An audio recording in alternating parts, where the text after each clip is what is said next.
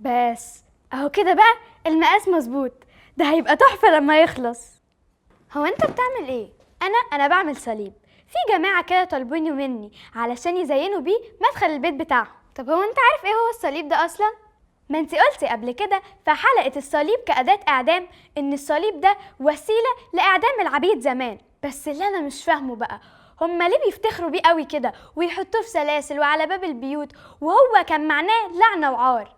عندك حق، قبل المسيح كان الصليب ده حاجة تكسف وما كانش فيه حاجة تشرف خالص، لأنه دايما كان مرتبط بالجريمة وعقاب العبيد. لكن المسيح كان مشهود ليه من الجميع بالقداسة. المسيح حول المعنى ده لفخر، لأنه استحمل لعنة الصليب علشان يرفع عننا إحنا اللعنة اللي دخلت للعالم بسبب خطية آدم.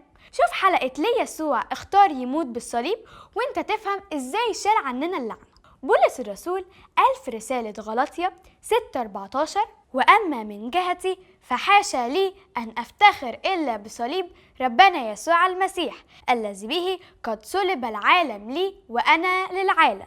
صحيح الصليب كان أداة إعدام بشعة، لكن احنا دلوقتي بنفتخر بيه لأنه سبب فدائنا وحريتنا. ورغم أنه كان أداة للموت، لكن المسيح استخدمها وحولها لطريق للحياة، وهو كان الطريق الوحيد للنجاة من عبودية الخطية وسبب الحياة اللي المسيح اداها لنا. عن طريق الصليب الله ورانا حبه الغير مشروط. ازاي هو احب الانسان لدرجه تخليه يتحمل كل ده علشان يوهب له الحياه الابديه ويرجعه تاني يعيش معاه على طول زي ما كانت خطته في بدايه الخليقه. المسيح اتحمل الموت بالطريقه البشعه دي رغم انه كان بلا خطيه، زي ما قال الكتاب في رساله كورنثوس الثانيه 5:21: لأنه جعل الذي لن يعرف خطية خطية لأجلنا لنصير نحن بر الله فيه. وكمان المسيح نفسه قال في إنجيل يوحنا: من منكم يبكتني على خطية؟ حتى بيلاطس وقت المحاكمة قال إنه ما لقاش فيه أي خطية أو جريمة يستاهل عليها العقاب والموت. وممكن تقرأ القصة كاملة في إنجيل لوقا 23 من 13 ل 15. عشان كده هو اتحمل كل ده عشان يرفع عننا عار الخطية، وده منتهى الحب.